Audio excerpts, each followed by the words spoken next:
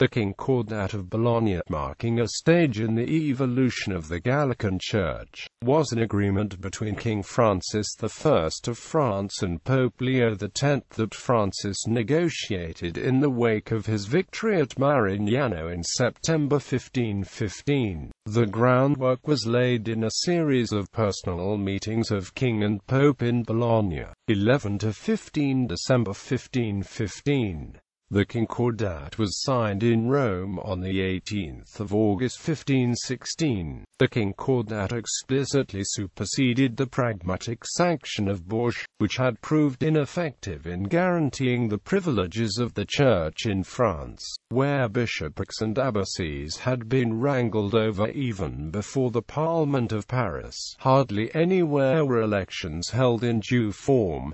Aubenas observes, for the king succeeded in foisting his own candidates upon the electors by every conceivable means, not excluding the most ruthless. The Concordat permitted the Pope to collect all the income that the Catholic Church made in France, and the King of France was confirmed in his right to tithe the clerics and to restrict the right of appeal to Rome. The Concordat confirmed the King of France's right to nominate appointments to benefice, enabling the Crown, by controlling its personnel, to decide who was to lead the Gallican Church. Canonical installation of those church officers was reserved to the Pope. Thus the agreement confirmed the papal veto of any leader the King of France chose who might be deemed truly unqualified. The Concordat confirmed the Apostolic Camera's right to collect annates, the first year's revenue from each benefice, a right that when abused led to shuffling of prelates among dioceses. The fiction of elections to bishopric by canons and to abbacies by monks was discontinued. On Francis's part, it was at last firmly conceded that the Pope's powers were not subject to any council, an affirmation of the papal position in the long-crushed conciliar movement, which was in the process of being condemned at the contemporaneous Fifth Lateran Council, which confirmed the Concordat.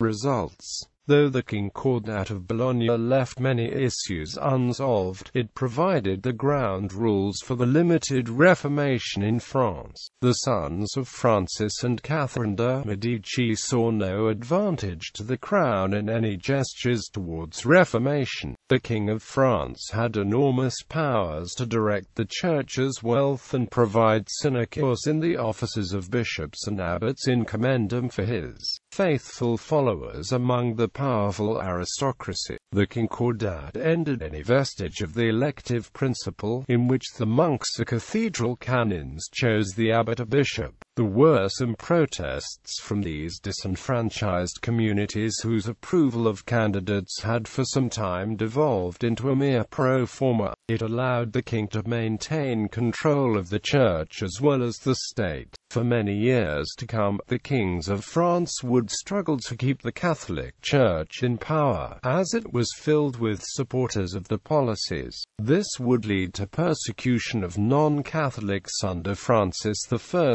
Henry II, Francis II, and Charles IX. This religious intolerance would lead to the civil wars in France called the Wars of Religion. Some religious freedom in the form of an Edict of Toleration, the Edict of Saint-Germain issued by Charles IX, a regent in 1562, and, finally, the Edict of Nantes.